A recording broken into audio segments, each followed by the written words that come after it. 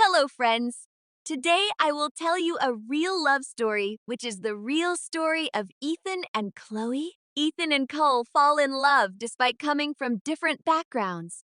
Their journey shows that with hard work and faith, true love can overcome any obstacle and make life complete. Let's get started. The Incomplete Sky, a journey of constant hearts. The Seattle Public Library was a sanctuary for those seeking silence, and for Ethan, it was his second home. Ethan was a young man of steady habits and quiet ambition.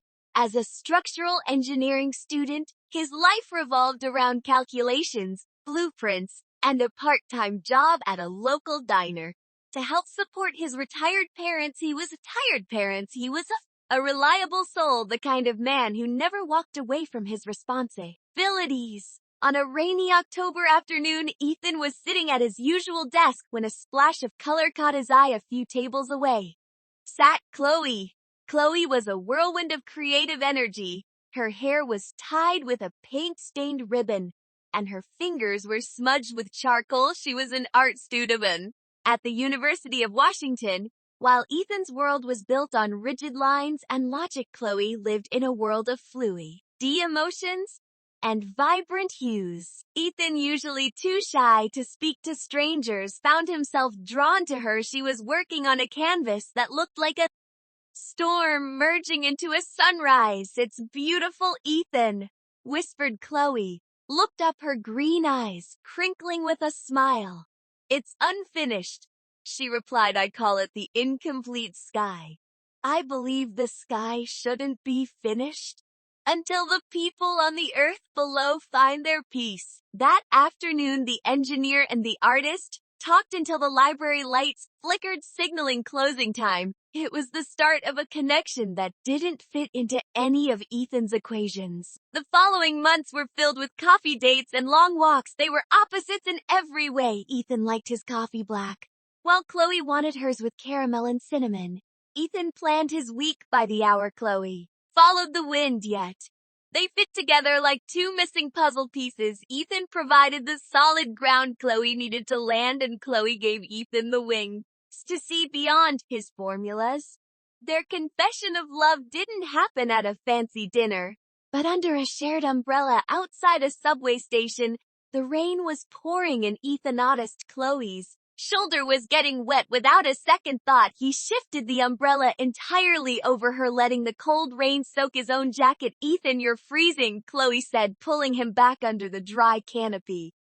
"It doesn't matter," Ethan said softly, looking into her eyes. "As long as you're dry, I'm fine. Your happiness is my peace, Chloe." In that moment, amidst the gray Seattle rain, they both knew this wasn't just a romance. It was the kind of love people write poems about. However, reality struck during winter break. Chloe invited Ethan to her family's grand estate. Her father, a powerful lawyer, and her mother, a socialite, lived in a world of marble floors and silent servants. The dinner felt like an interrogation when Ethan mentioned his father was a retired mail carrier and that he was studying on a scholarship. The atmospheres returned cold. "Ambition is fine, Ethan," Chloe's father said, "but Chloe is used to a certain lifestyle. Love doesn't pay the mortgage on a gallery." After Ethan left, Chloe's parents forbade her from seeing him and threatened to cut off her tuition. Simultaneously, tragedy struck.